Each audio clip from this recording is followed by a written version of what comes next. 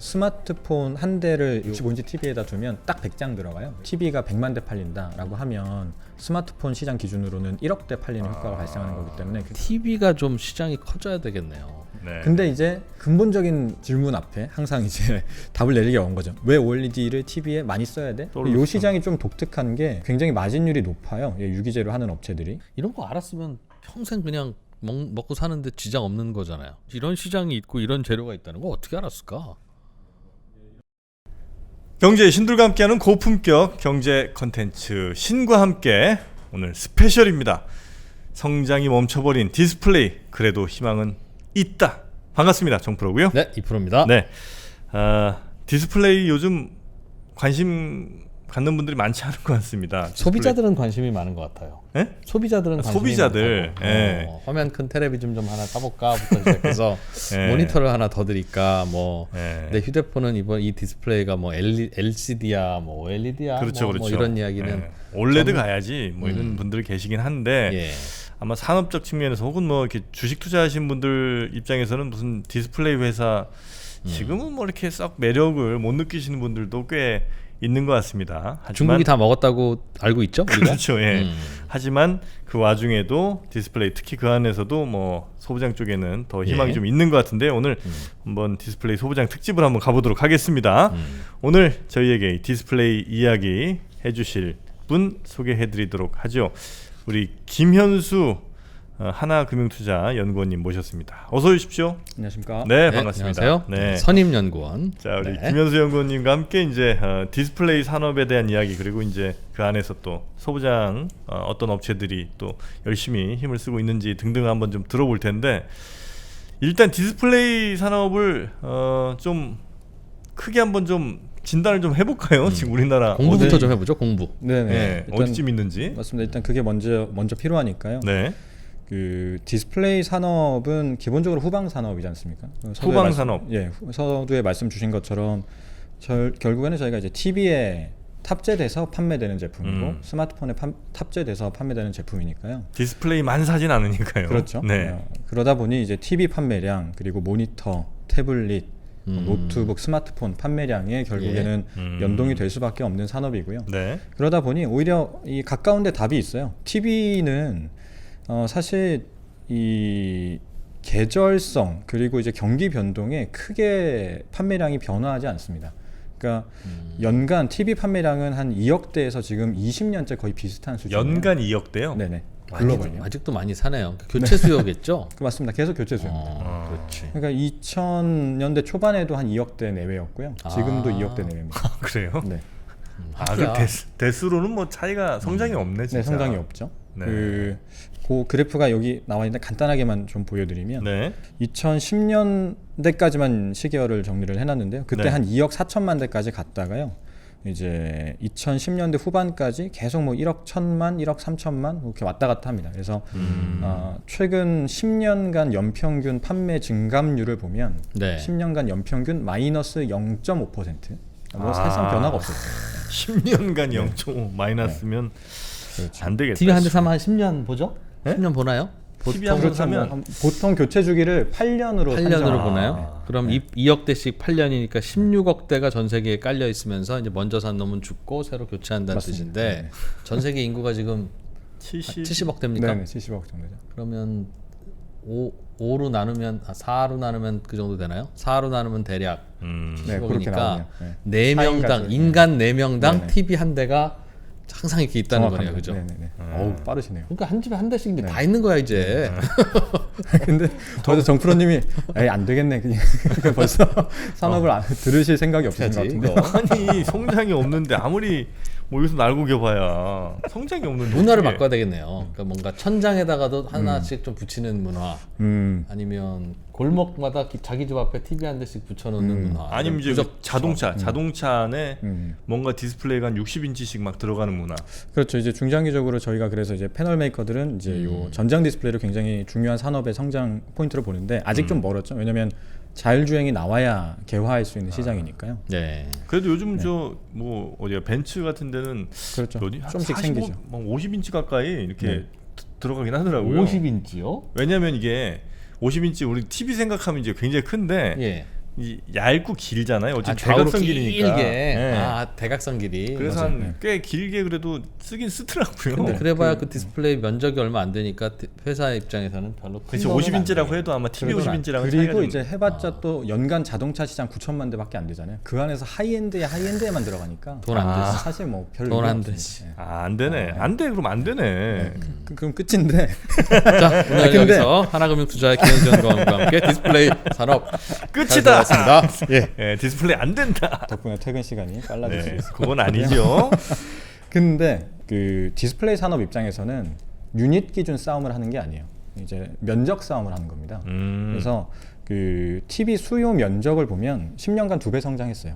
그 TV 수요 면적을 보면 그렇지, 커지지. 네. 대수는 그대로인데 그렇죠. 면적은 2배가 됐어요. 네네. 그러니까 이제 패널 메이커들은 매출이 결정되는 산식이 뭐냐면 패널 출하량 곱하기 ASP가 아니고요. 출하 면적 곱하기 ASP. 아. 네. 그리고 부품 소재주들도 이따 말씀드릴 소부장들도 그러니까 소재 부품도 마찬가지예요. 네. 특히나 소재는 면적이 넓어지면 더 많은 소재가 발리잖아요. 그렇죠. 그리고 필름도 마찬가지고요. 음흠. 그래서 이제 면적이 훨씬 더 중요한 팩터고요. 그 2010년에 8천만 제곱미터 수요 면적 기준으로요. 8천만 제곱미터. 제곱미터요. 네. 뭐 사실 뭐 그렇게 와닿는 네, 데이터는 어느 아닌데 정도인지 뭐 그렇게 뭐 모르겠네. 의미 있는 데이터는 아니고요. 일단은 비교가 중요한데 네. 2020년에 이게 한 1억 5천만 제곱미터까지 성장을 했습니다. 그러니까 지난 10년간 2배 정도 성장을 했고요. 올해 한 1억 7천만 제곱미터 될 것 같아요. 오. 그러니까 이제 패널 메이커들 입장에서는 유닛 기준으로는 사실 성장이 없었기 때문에 이 산업을 이제 바깥에서 볼 때는 이제 뭐 끝났다 이렇게 볼 수가 있는데 이제 출하 면적 기준으로 면적으로 보면 보면, 패널 메이커들은 또 치열한 성장 싸움을 해왔던 거고요. 네네. 소재와 그리고 이제 거기에 붙여지는 뭐 여러 가지 필름 이런 이제 면적 싸움을 하는 업체들 입장에서는 나름대로 괜찮은 성장을 보여줬던 산업이죠. 면적 기준으로는 지난 10년간 7.6% 연평균 성장을 했습니다. 괜찮네요. 네, 예. 나름 뭐 하이 싱글 정도의 성장률이 나오는 산업이라면 나쁘지 않죠. 그 수익성은 근데 제가 볼 때는 이게 면적이 넓어지면 네. 좀 더 안 좋은 게 옛날엔 예를 들어 뭐 30인치 막 쭉 만들다가 뭐 불량 하나 생기면 30인치짜리 하나 이제 그 버리면 되잖아요. 디스플레이 한 장. 근데 지금은 80인치 막 이러면 그 조만한 점 하나만 나와도 그 TV에서는 이거 안 껴주잖아요. 맞습니다. 네. 그러니까 이건 한두 장만 에러나도 그렇죠. 네. 마이너스 좀 굉장히 큰 것 같은데. 굉장히 중요한 부분입니다. 아 그렇습니까? 그러니까 패널 메이커들 입장에서도 네. 그래서 수율이 굉장히 중요해져요. 그러니까 갈수록 그 수익성이 이제 잘 방어되는 업체들 위주로 이제 재편이 되어 왔던 거고요. 불량 없는 업체가 그렇죠. 당연히 이기는 그렇죠. 업체다. 그러다 보니까 이제 기술력이 높은 업체들이 시장을 선도해 온 게 2010년대 중후반이었고, 근데 이제 그 기술 격차가 줄어들다 보니까 네. 이제 중국 패널 메이커들이 이제 그 격차도 이제 좁혔던 거고요. 네, 그래서 네, 아까 네. 서두에 이프로님 말씀 주셨던 것처럼 결국에는 이제 중국 업체들이 네. 요 LCD TV나 그리고 IT 쪽은 상대적으로 조금 더 어려운 기술이긴 합니다만 그래도 IT 쪽도 이제 침투를 해오고 있는 것이고요. IT란 뭐 스마트폰이라든지 뭐 IT는 이제 정확히는 이제 모바일은 따로 빼고 네. 이제 노트북, 태블릿, 모니터 이쪽을 이제 네네네네. IT로 저희가 구분을 하고 있는데요. 네. 그래서 이제 다시 돌아가 보자면 이제 유닛 기준으로는 TV가 성장이 없었지만 면적 네. 기준으로는 계속 성장을 해왔고 디스플레이 전방 산업에서 출하 면적 기준으로 보면은 80%가 TV라서 일단 가장 중요했고요. 네. 그리고 이제 20% 가까이가 이제 IT 쪽인데 태블릿, 노트북, 모니터요. 이쪽은 유닛 기준으로는 지난 10년간 역성장했어요. 노트북은 이 가운데 그래프가 노트북인데 네. 노트북이 2010년대 초반에는 2억대가 좀 넘었었거든요. 근데 이게 2010년대 후반에는 1억 7천만 대 정도로 시장이 줄었고요. 근데 이제 2010년대 초반에는 그럴 수밖에 없었던 게 태블릿이 처음 나오면서 바로 3천만 대에서 2억대로 바로 뚫어버렸거든요. 그러니까 요때 이제 굉장히 노트북을 많이 잠식을 해왔던 거고요. 네. 근데 요 시장도 2억대 넘었다가 1억 7천만 대까지 줄었고 네. 그러면서 이제 감소했었던 시장이고 다만 이제 그 코로나 수혜를 작년에 굉장히 많이 봤습니다. 그래서 노트북이 10년 만에 다시 2억대를 넘었고요. 네. 태블릿도 한 10% 정도 성장이 있었습니다. 그래서 코로나 수혜가 좀 있었는데 네. 이제 패널 메이커 입장에서는 그래서 IT 쪽이 좀 좋긴 했지만 이게 뭐 구조적인 추세라고 보긴 좀 어렵죠. 네. 그래서 정리를 하자면 패널 메이커들 입장에서는 면적이 중요한데 면적 기준으로 보면은 TV는 연평균 그래도 한 하이 싱글 정도의 성장률이 나오는 산업이고요. IT 쪽은 면적 기준 성장을 기대하기는 어려워요. 왜냐면 IT는 노트북 더 소형화되잖아요. 커지잖아요. 그렇죠. 그리고. 여기는 이제 커지는 싸움을 하는 게 아니니까. 예. 태블릿도 마찬가지고요. 그래서 이 그냥 유닛 기준 대수 판매량이 중요한데 사실 작년만 이례적으로 좋았지 이제 사실 빠질 일만 남았어요. 그래서 네. 이제 패널 메이커들 입장에서는 요 TV 면적 성장 정도만 볼 수가 있습니다. 기대를 할 수가 있는 거죠. 네. TV도 우리나라만 그런지 모르겠지만 대체로 이제 충분히 커져서 네, 그게 더 커지려면 집이 커져야 되잖아요. 그렇죠. 네.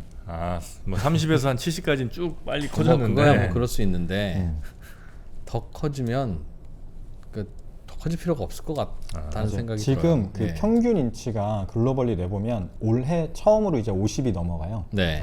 이 이제 한 2014년에 처음 40인치 넘었었고요. 네. 이제 올해 50을 넘어가는데 말씀하신 것처럼 이게 그 저희가 그것도 계산을 해본 적이 있어요. 그 이제 평균 주택 면적 혹은 이제 벽면 면적에 벽면 대해서 어느 정도까지가 할 수 있느냐. 그래도 이제 허용 가능한 범위냐. 야, 얼마나 답답하면 저걸 조사해봤을까? 그렇죠. 왜냐면 그만큼 디스플레이 산업 자체가 뭐라도 희망을 찾으려고. 그렇죠, 그렇죠. 근데 사실 이게 80, 90 넘어가면 이게 케어가 안 됩니다. 집에서는. 그렇겠죠. 이게 한눈에 안 되죠. 들어와요. 네, 안 들어오죠. 그리고 이제 이 앞과 이제 TV와의 거리도 있기 때문에 그렇지. 집이 뭐 엄청나게 큰 것도 아니고요. 예. 크다라고 해도 한계가 있죠. 그래서 이제 80인치, 90인치 정도까지 가면 이제 주택에서 허용 가능한 인치 때는 갈 때까지 이제 갔다. 한계가 왔다라고 봐야 되고요. 그래서 그때 그러니까 디스플레이 산업 입장에서는 이제 시장 자체가 그때는 이제 뭐 아까 말씀 주신 뭐 자율주행이나 다른 시장이 좀 열려야 되겠죠. 이것도 어렵네. 네. 어려워요. 그럼 이제 뭐 화질 싸움 하나요 그러면? 그래서 지금 디스플레이 이 산업에서는 항상 탑픽은 소재 부품 업체들입니다. 왜냐하면 이제 디스플레이 산업에서 계속 가져갈 만한 업체를 찾으려면 두 가지 키워드가 필요한데 하나가 뭡니까 이게? 이제 방금 말씀드린 면적이고요. 네. 그러니까 면적 비즈니스를 하는 업체들, 면적은 계속 성장을 하니까. 네.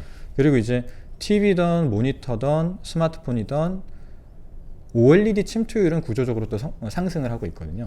OLED 침투율. 네, 그러니까 TV는 지금 OLED 침투율이 한 2% 정도 되고요. 스마트폰이 올해 한 40% 정도 됩니다. 네. 그리고 이제 모니터 태블릿은 이제 시작하는 단계고요. 다만 이제 TV는 뭐 구조적으로 계속 올라갈 거라고 보지는 않아요. 근데 스마트폰이 좀 올라갈 건데 요쪽에서는 구조적인 성장이 나타나고 있기 때문에 요 면적 싸움을 하면서 OLED 관련된 비즈니스를 하는 업체들은 네. 지난 10년간 TV 역성장, 스마트폰도 사실 지난 10년간 13억대에서 이제 성장이 멈췄거든요. 지난 5년간. 이런 상황에서 또 이런 해당 업체들은 실적도 구조적으로 성장을 해왔고 주가도 꾸준히 우상향을 해왔어요. 이런 업체들을 위주로만 추천을 드리는 거고요. 이제 패널 메이커들은 아까 뭐 화질 싸움을 하는 거냐고 질문 주셨는데 네. 맞습니다. 그러니까 화질 경쟁을 하는 것이고 그 안에서 이제 차별화된 포인트들, 예를 들어서 이제 TV 시장 같은 경우는 조금 더 이제 뭐 두께를 얇게 한다라든지 아니면 LGD 같은 경우는 최근에 뭐 롤러블도 나왔다라든지 뭐 이런 식의 싸움을 하는 거고요. 모바일에서는 뭐 배터리 전력 소모량이라든지 그리고 이제 최근에 나온 이제 폴더블이라든지 이런 싸움을 하는 거죠. 쉽지 않네. 진짜 어떻게 보더라도 쉽지는 않은 것 같은데 여튼 그 OLED 침투율은 분명히 좀 의미는 있는 것 같네요. 네. 근데 현재 스마트폰에서 한 40% 정도 되고 요거는 이제 더 늘어날 가능성이 좀 있고 그럼 OLED 잘 만드는 회사는 그래도 좀 가능성이 좀 아직은 열려 있다. 그렇습니다. 그러니까 다만 이제 그 모바일에 좀 국한돼서 봐야 될 것 같아요. 그러니까 그 아까 이제 OLED 침투율이 상승하니까 OLED 관련된 업체들을 보자라고 하는 이유는 이제 스마트폰 시장을 보고 하는 말씀을 드리는 거고요.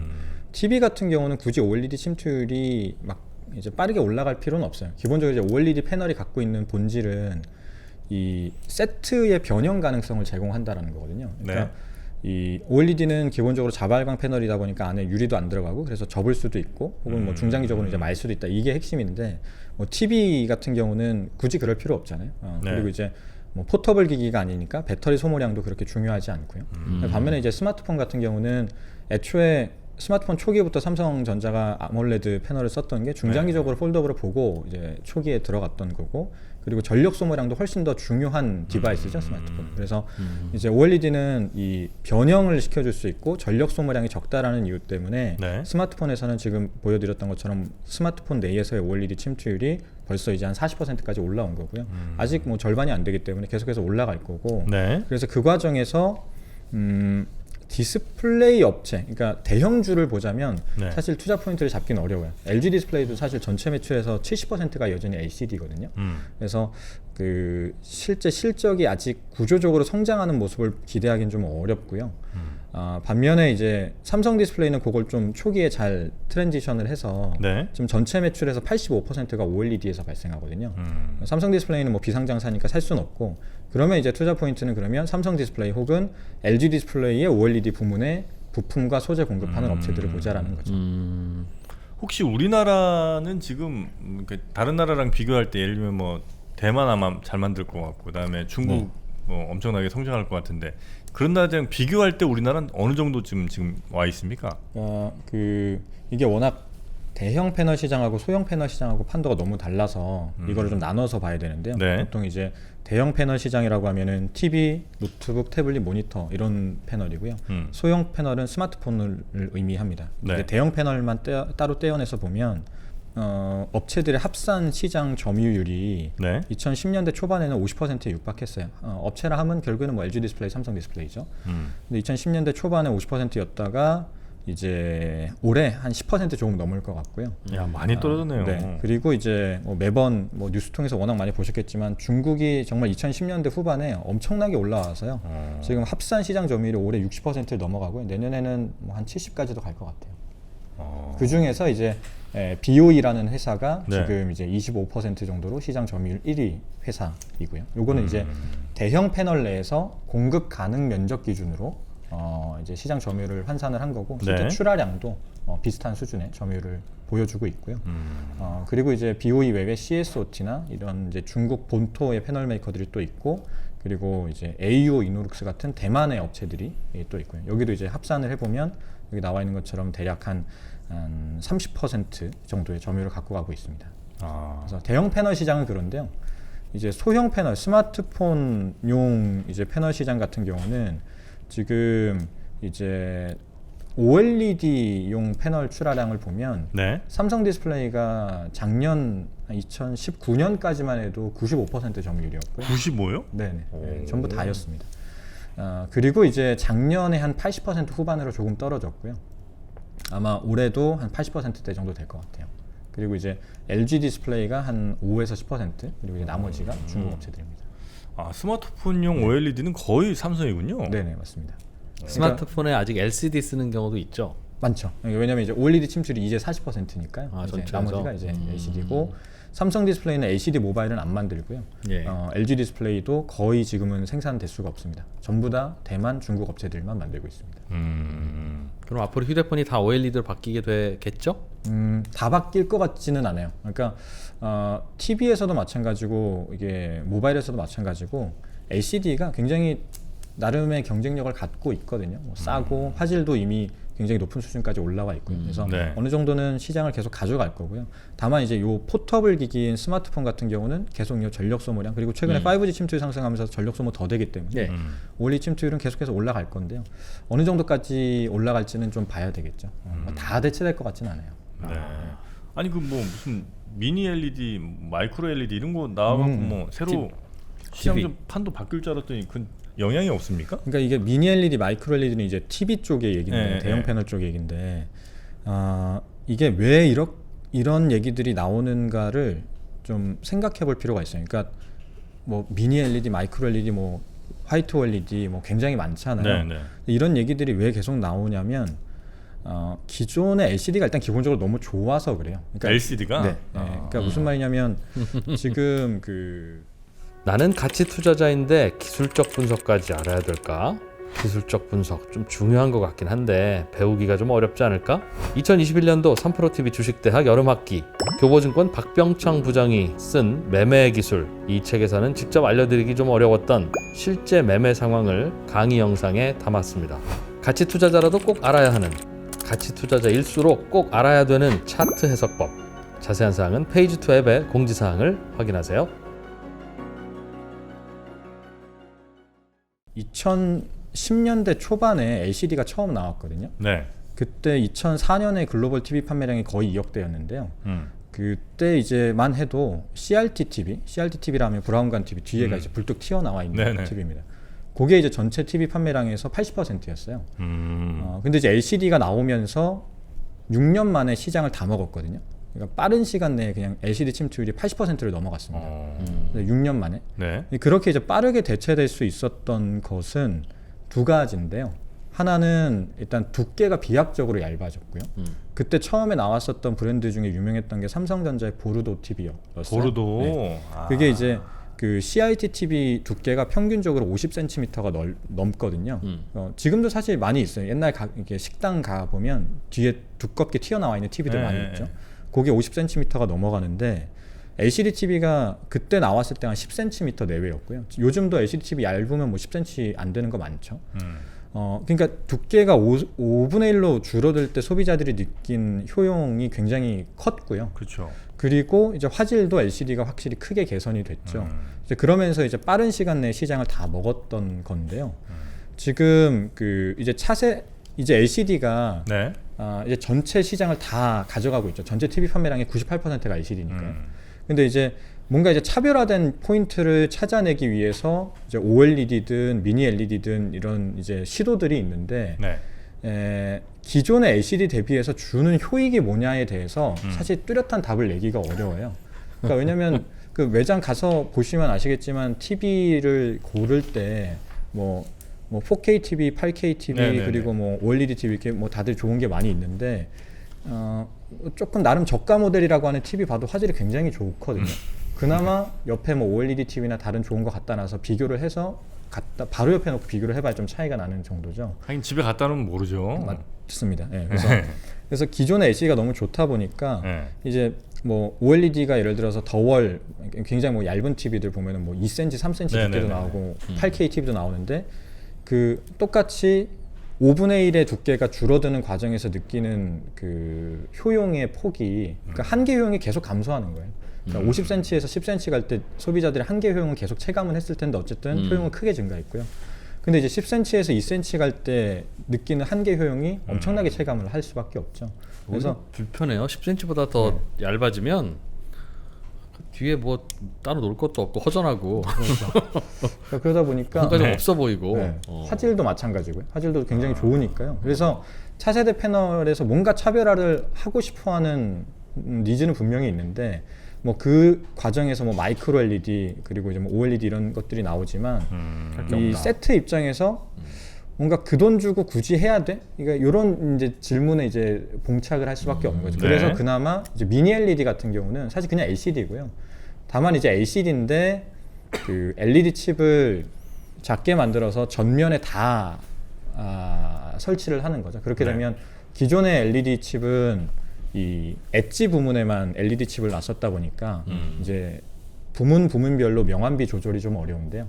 이제 모든 부분에 미니 LED 칩을 깔아놓으면 부문별로 로컬 디밍이 가능하다. 이런 이제 장점이 있는 거죠.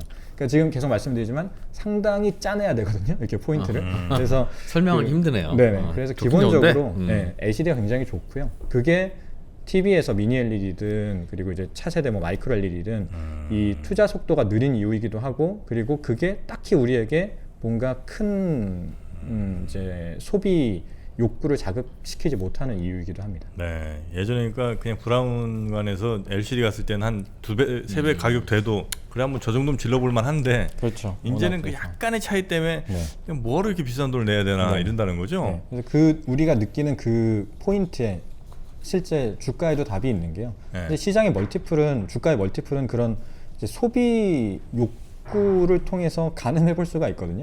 그러니까 우리가 TV 뭐 그렇게 비싼 돈 주고 살 필요가 없다라고 하면은 실제 적어도 대형 패널 시장에서는 OLED 밸류를 세게 주기가 어려운 거고요. 실제 주가는 그거에 맞춰서 움직여 왔죠. 만약에 디스플레이 쪽에 투자를 한다고 하면 말씀하신 것처럼 정말 그 면적을 아주 많이 늘리고 있는 회사거나 아니면 OLED 침투율 뭐 이런 거 정도 봐서 이제 그 해당하는 소부장 회사들 이런 데 정도 이제 투자하는 게 디스플레이 쪽에 투자하는 데는 그나마 좀 괜찮은 선택이다라고 네, 할 수 있는 거죠. 맞습니다. 그게 이제 실제 실적이 받쳐주고 있어요. 이게 2013년부터 이제 그래프를 그려 놓은 건데 이 해당 회사들은 전방 수요 거의 대부분이 이 스마트폰에서 발생하는 회사들이거든요. 네.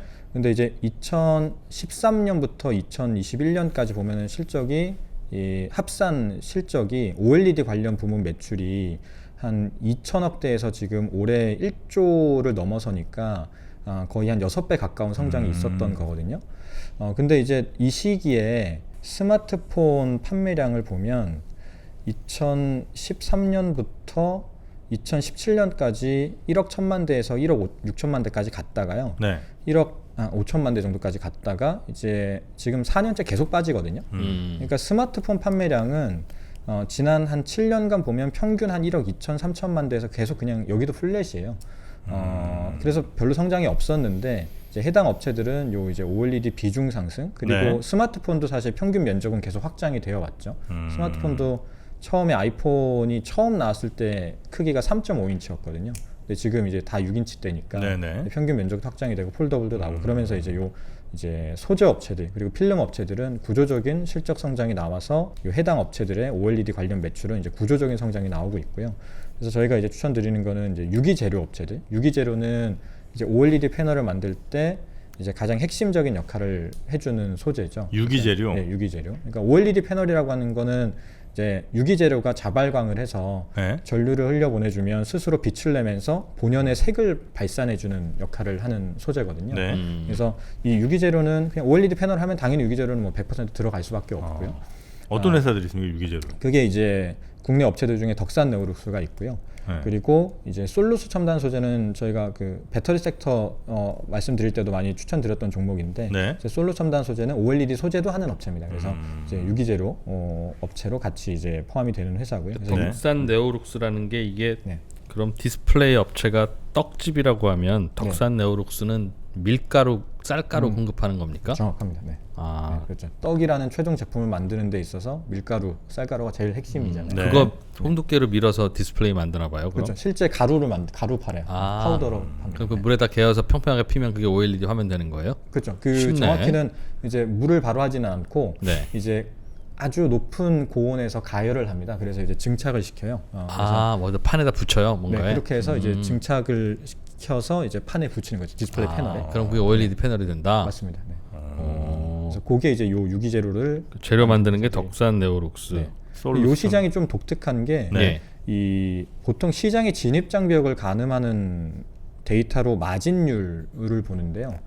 이 굉장히 마진율이 높아요. 유기재료 하는 업체들이 뭐 평균적으로 한 20% 중후반 정도 나오거든요. OPM이 영업이익률이. 그러니까 사실 디스플레이 서플라이 체인 중에는 굉장히 높은데, 근데 이제 좀 독특한 이유가 마진이 높다라는 말은 그만큼 진입 장벽이 있다라는 건데 네. 실제 경쟁하는 업체들도 뭐 LG 화학이나 다우케미칼, 머크 같은 이제 글로벌 케미칼, 글로벌 제약회사들 엄청 덩치 큰 회사들이 경쟁을 하는 시장이거든요. 근데 이제 덕산으로서는 얼마 전에 시총 1조를 넘은 사실 굉장히 작은 회사인데 또 나름 이제 기술력을 가지고 좀 들어와 있는 거고 예. 그러다 보니까 좀 멀티플이 비싸죠. 네. 그래서 그런 좀 특징이 있고요. 그만큼 시장의 진입 장벽이 좀 구축이 되어 있는 시장이라고 보고 있고 여러 회사들이 경쟁하는데도 영업이익률 20%씩 주면서도 여기다 주문하는 이유는 그럼 뭐 독특한 게 있어서 그래요? 아니면 뭔가 나 같으면 깎을 텐데 안 그러면 너네 저 다우케미칼에서 주문한다? 뭐 이러면 깎을 거 아니겠습니까? 그러니까 그 전제 자체가 약간 좀 그 바꿔야 되는데 그게 답니다. 방금 말씀드린 다우케미칼, LG화학 그리고 뭐 덕산네오룩스 이런 이제 엄청나게 큰 회사와 그리고 조금 생뚱맞게 작은 회사 하나 들어가 있고 몇 개 없으니까. 네, 맞아요. 그리고 그 안에서 실제 다우케미칼이랑 덕산네오룩스는 레드 제품에서 또 치열한 경쟁을 하고 있죠. 그래서 어떤 해에는 또 덕산이 혼자 들어가고 어떤 해에는 다우가 들어가고. 네. 근데 이제 뭐 발광 소재 레드만 있는 게 아니라 그린도 있고요. 그리고 이제 공통층이라고 하는 소재 부분도 있어서 이제 매출은 계속해서 이제 성장을 해왔죠. 네. 또 빨강색 하는 유기재료 따로 있고. 그렇죠. 노란색 그러니까 하는 거 또 만들기도 하고. 빛의 삼원색이 RGB잖아요. 레드, 예. 그린, 블루고 그거에 맞춰서 실제 이제 발광 소재는 레드, 그린, 블루로 나뉘고요. 그 레드, 그린, 블루 안에서도 레드 안에서 이제 어떤 소재는 실제 이제 발광 역할을 해주고 어떤 소재는 또 이제 다른 소재 부문을 또 막아주는 층도 또 따로 있어요. 그래서 굉장히 이제 재밌네. 디테일하게 나눠져 있어요. 그 밀가루는 어디서 뭘로 만듭니까? 이게 그 이제 화학 제품 중간체를 사와서 만드는데요. 네. 이제 예를 들어서 덕산네오록스 같은 경우는 덕산 그룹의 이제 이 계열사인 덕산 테코피아라고 하는 회사로부터 네. 그 중간체를 사오고요. 그 덕산 테코피아라고 하는 그 회사는 예. 또 이제 화학 회사들로부터 그 합성을 하기 위한 물질들을 또 사옵니다. 그래서 그 이제 서플라이 체인이 또 촘촘하게 만들어요. 그 유명한 냉면집 그 밀가루 반죽하는 그런 느낌인데 그게 뭔가 이렇게 살짝 여기서 좀 갖고 오고. 네. 실제 이제 맞아요. 그러니까 어디로부터 가져와서 어디로부터 가져오느냐보다도 어떻게 합성을 하느냐, 어떻게 네네네. 정제를 하느냐가 거기 이제 기술력이군요. 이런 거 알았으면 평생 그냥 먹고 사는데 지장 없는 거잖아요. 그러니까 야, 이 이런 업체들은 시장이 있고 이런 재료가 있다는 거 어떻게 알았을까? 이게 이런 회사들은 처음에는 이제 그런 아까 큰 회사들의 OEM을 하면서 ODM을 하면서 이제 성장했던 회사들인데 이제 자체 IP를 특허를 이제 갖게 되면서 예. 이제 성장을 해온 거고요. 실제 이제 덕산이 그렇게 성장을 했고 솔루스도 마찬가지죠. 솔루스는 원래 이제 두산 솔루스였죠. 솔루스 첨단 소재도 똑같이 그 밀가루 유기재로 만들어요? 하는 회사고요. 밀가루 만드는 회사고 예. 원래 이제 두산 솔루스였죠. 그래서 이제 두산 솔루스로 분할하기 전에는 이제 두산 전자 안에 있었던 사업이고요. 여기가 이제 떼어져서 두산 솔루스로 나왔고 이제 솔루스 첨단 소재를 그 이제 진대재 펀드에서 인수를 하면서 이제 그렇게 된 거고. 지금까지 온 거고요. 자, 유기재료는 이제 그런 두 회사를 이제 그렇죠. 얘기해 주셨고요. 네. 또 어떤 그리고 이제 제가 계속 면적 싸움을 하는 업체들을 보자라고 말씀드렸잖아요. 면적은 일단 이런 밀가루 파는 업체들은 일단 그 싸움을 하는 거고 그리고 이제 필름도 마찬가지입니다. 필름도 넓어지면 이 기본적으로 수익성이 더 높아지고 더 매출이 더 크게 발생할 수 있잖아요. 네. 그래서 이제 필름 업체들을 좋아하고요. 그게 이제 PI 첨단 소재, 이녹스 첨단 소재입니다. 필름. 네네. 그 밀가루를 필름으로 딱 코팅해서 딱 붙이는 거예요, 그러면? 이제 하나씩 보면 PI 첨단 소재가 만드는 PI 필름이라고 하는 거는 이제 이제 PI 필름을 만들어서요. 말씀하신 것처럼 이제 롤 형태로 공급을 하면 거기에서 이제 잘라서 쓰는 겁니다. 붙이는 거예요, 화면에 딱? 그래서 그거를 PI 첨단 소재는 사실 직접 고객사가 디스플레이 회사는 아니고요. 디스플레이 회사에게 공급을 하는 그 중간 회사들. 예를 들어서 이제 뭐 CCL을 만들거나 네. 사실 정확히는 CCL 만드는 회사도 PCB를 거쳐서 패널로 하는 거라서 여기 서플라이 체인이 굉장히 길어요. 그래서 좀 간단하게 정리를 하면 PI 첨단 소재가 PI 필름 만들어서 지금 같이 추천드리는 이녹스 첨단 소재에게 PI를 넘기면 이녹스 첨단 소재는 그걸 받아와서 동박 붙인 다음에 CCL이라는 걸 만들고요. CCL이 뭐예요? CCL이 이제 그 PCB의 원단입니다. 네. PCB도 약간 PCB는 그래도 좀 익숙하실 수 PCB 있는데 는 기판이죠, 기판. 네, 기판입니다. 네, 기판의 원단이라는 원 바탕이죠. 그러니까 그 PCB가 지금은 정확히 뭐냐면 책받침처럼 생긴 거잖아, 플라스틱. 요즘은 이제 FPCB라 그래서 실제 스마트폰 분해를 해보시면 PCB가 이전처럼 초록색 기판에 딱딱한 게 아니라 이제 맞아요. 플렉서블이잖아요. 휘어요. 네, 예. 휘죠. 그 휘는 원단입니다. CCL. 그래서 그거 만들 때 들어간다. 그렇죠. 그걸 이제 이녹스 첨단 소재가 만드는 거고요. PI 받아와서 네. 그걸 이제 PCB 업체에게 넘기면 PCB 업체는 거기다가 회로를 그려서 그 다음에 이제 삼성 디스플레이한테 가는 거거든요. 네. 그래서 그 서플라이 체인이 또 이제 굉장히 큰 산업인데 거기 앞단에 있는 필름 업체들은 이제 PI 첨단 소재나 이녹스 첨단 소재 같이 이런 업체들은 이제 또 구조적인 성장이 나왔던 거죠. 왜냐면 네. FPCB 시장 자체가 성장을 하고 있으니까. 폴리이미드. 네, 그렇죠? 폴리이미드.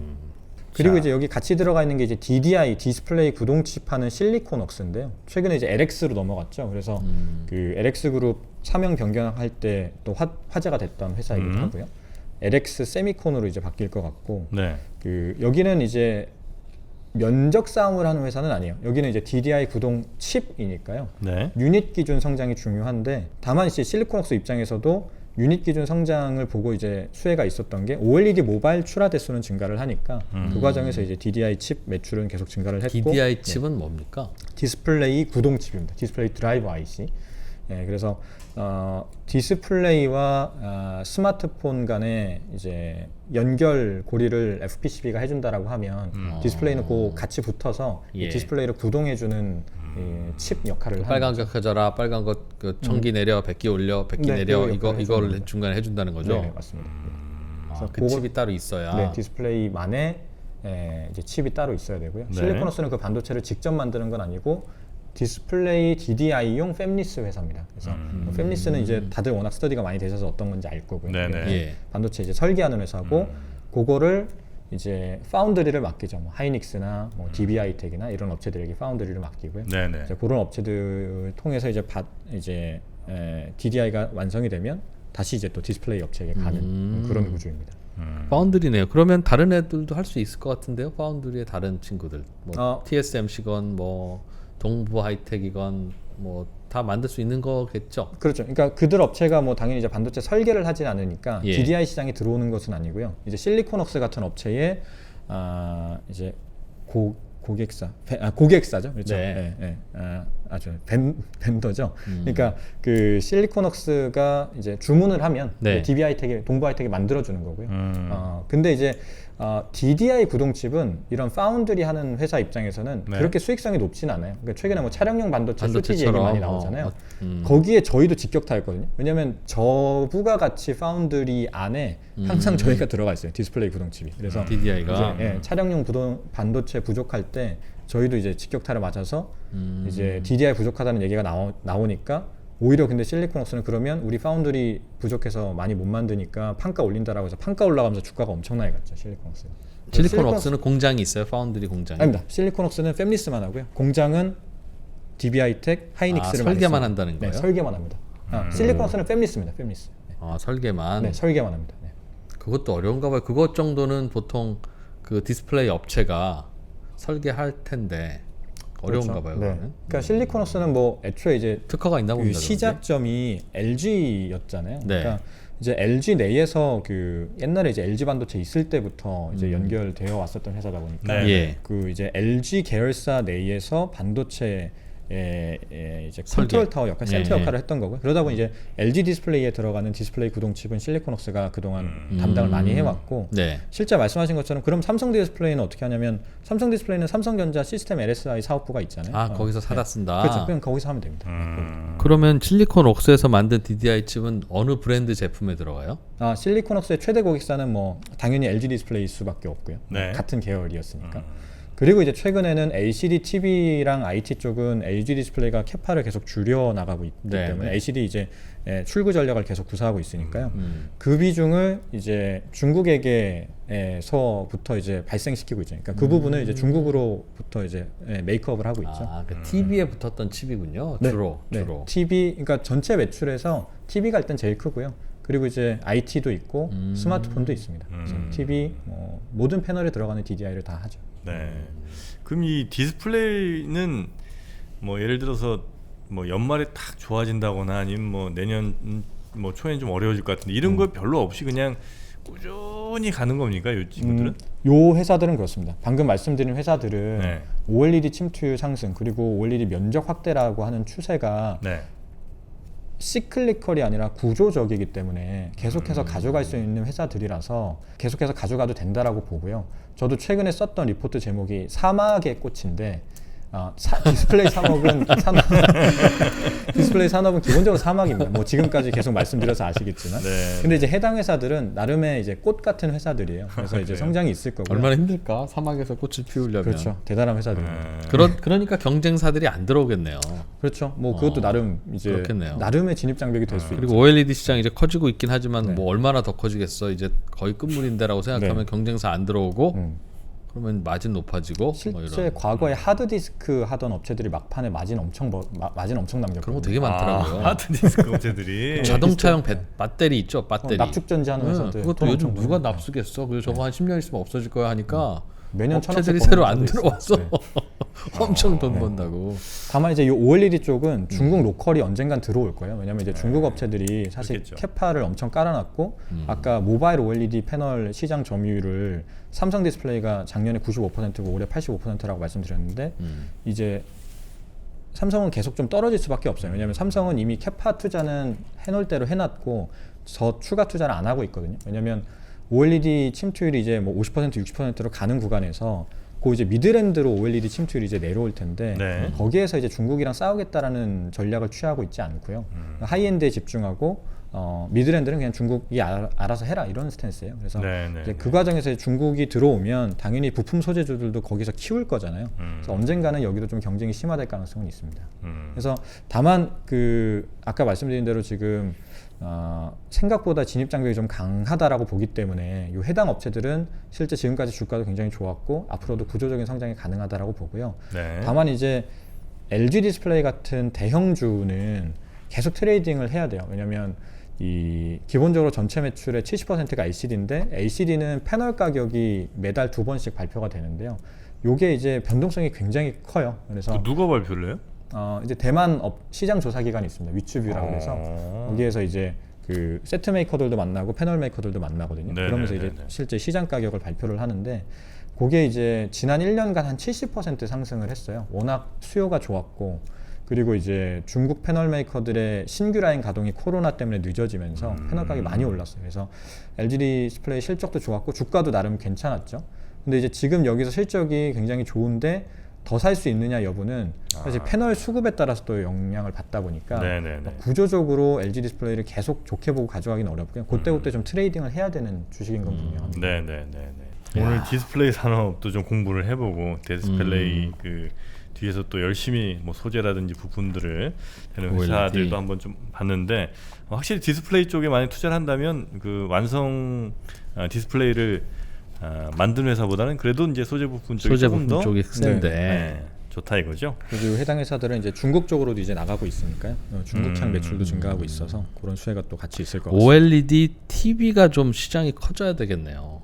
만약 이제 그렇다면 뭐 이만한 그 뭐 그냥 다 뽑아내야 되니까 그렇죠. 엄청난 이게 시장이 될 텐데 이 친구들 입장에서는 유기재료 입장에서는 사실 100배 크거든요. 그러니까 그러니까요. 스마트폰 한 대를 요 TV 여기 있는 65인치 TV에다 두면 딱 100장 들어가요. 그래서 예를 들어서 뭐 TV가 100만 대 팔린다라고 하면 스마트폰 시장 기준으로는 1억 대 팔리는 효과가 발생하는 거기 때문에 그러니까요. 굉장히 파급 효과는 큽니다. 네. 근데 이제 이 근본적인 그 질문 앞에 항상 이제 답을 내리기가 어려운 거죠. 왜 OLED를 TV에 많이 써야 돼? 이 질문 앞에 이제 스마트폰 같은 경우는 이제 OLED가 워낙 이제 주는 가치가 있으니까. 네. 근데 이제 TV는 아마 한 그래도 연간 TV 판매량 2억 대 중에 그래도 한 10%, 한 2천만 대까지 가주면 근데 그것도 굉장히 크죠. 지금 아직 1,000만 대가 안 되니까요. 네. 말씀 주신 것처럼 이게 뭐 100만 대, 200만 대씩만 늘어나도 이게 엄청 큰 효과가 있기 때문에 OLED TV가 장점이 있지 않습니까? 장점이 있습니다. 비싼가요? 근데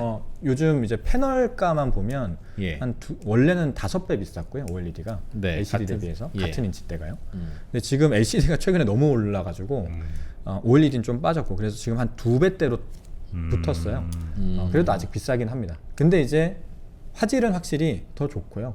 그리고 이제 두께 더 얇고 그리고 나중에는 이게 막 계속 커지면 그래도 롤러블을 통해서 뭐 이 면적 이제 가용 면적을 더 활용할 수도 있고 뭐 이런 가치도 있으니까 이제 그런 좀 그 아주 하이엔드 시장에서의 차별화 포인트는 있을 것 같아요. 생산량이 늘어나면 단가가 떨어지진 않습니까? OLED가? 일단 지금까지는 그런 모습을 보여왔습니다. 그렇겠죠. 지금까지 원래 이제 300만 대에서 작년에 400만 대, 올해 한 800만 대까지 가면서 예. 단가는 조금씩 떨어져 왔습니다. 그래서 얼핏 비슷하게 붙으면 네네. 역전도 되는 거고 그렇죠? 그럴 수 있죠. 그리고 네. 더 같은 값이 아니라서 그렇지 같은 값이면 훨씬 OLED가 좋다면서요. 맞습니다. 네. 지금 뭐 화질, 그러니까 갖다 놓고 보면 화질은 확실히 더 낫고요. 그리고 이제 이 컨텐츠 소비하는 시간이 점점 더 늘어나는데 예. 그 과정에서 이제 뭐 OLED 가치 중에 이런 이제 뭐 이 시각적인 부분의 피로도를 좀 더 낮춰준다라든지 뭐 그런 장점들이 있죠. 그런 거라면 결국 미래를 보면 네. 다 OLED가 TV 시장은 결국은 먹을 거고 그러면 와 이 뭐 요만한 거 팔아서도 먹고 살던 회사가 그렇죠. 이만한 걸 많이 팔기 시작하면 엄청난 시장이 됩니다. 이거 네. 거대하다고 얘기를 왜 안 하십니까 근데? 그러니까 저는 예. 그 답을 내리지 못하겠어서 그래요. 그럼에도 불구하고 양심 TV에서 LCD가 갖고 있는 가치가 너무 좋아요? 네. 그러니까 LCD가 갖고 있는 이 지배력이 너무 강하고요. 제가 당장 TV 사러 갔을 때 비싸게 OLED 주고 살 수 있느냐에 대한 답을 내리지는 못하겠습니다. 그래서 OLED가 분명히 좋기 때문에 침투율이 그래도 한 10%까지 상승할 수 있을 것 같아요. 예. 그렇게만 봐도 지금보다 시장이 2배 이상 성장을 하는 거거든요. 네, 네. 네. 그래서 그 정도까지 갈 수 있을 것 같고요. 그 이상까지 가려면 이제 말씀하신 대로 패널 가격이 엄청나게 낮아져야 되는데 그러려면 지금 OLED TV 패널 출하량이 연간 아직 800만 대밖에 안 되거든요. 네. 근데 지금 LCD가 2억 대라고 말씀드렸잖아요. 네. 그러니까 요 시장과 요 시장 간의 가격 경쟁은 아직 할 수가 없어요. 뭐 너무 규모의 크네. 경제 차원에서는. 그래서 이제 삼성 디스플레이나 LG 디스플레이가 공격적으로 투자를 해야 되는데 사실 그들도 굳이 그 돈 주고 많은 투자를 해야 되나에 대해서는 확신이 안 서는 거죠, 확신이 안 시장에 서니까 이게 대해서. 속도가 안 나는 거죠. 네. 닭이 알겠습니다. 먼저냐 달걀이 먼저냐 이거 같은데 그죠? 그렇죠. 네, 한번 좀 승부를 걸다라고 하면은 싸지면 좀 살 텐데 그죠? 근데 그때쯤 되면 아마 중국이 또 OLED 할 것 같아요. 네. 항상 패널 메이커들은 지난 한 2010년대의 그 LCD 역사가 있기 때문에 중국 리스크를 조금 더 걱정을 할 수밖에 그렇겠죠. 없죠. 그렇겠죠. 알겠습니다. 아마 오늘 방송 들으시고 어떤 판단하시는데 디스플레이 쪽 투자에 도움이 좀 많이 되셨기를 또 바라도록 하겠습니다. 이런 거 잘 배워두면 네. 이제 저 휴대폰 잠깐 줘봐. 오빠가 설명해줄게. 뭐 이게 재밌지 않습니까 이게? 이게 알고 보면 과연 OLED야. 그걸 재밌어할 여자친구가 몇 분이나 계실지는 뭐 잘 모르겠습니다. 재미없나요? 네. 자, 오늘 디스플레이 공부는 이 정도까지 하고요. 발광 다이ode. 또 다음에 또 좋은 기회에 우리 디스플레이 관련해서 우리 여쭤보도록 하겠습니다. 자, 오늘 함께해 주신 하나금융투자의 김현수 선임 연구원님 오늘 대단히 고맙습니다. 고맙습니다. 감사합니다. 네, 고생 많으셨습니다.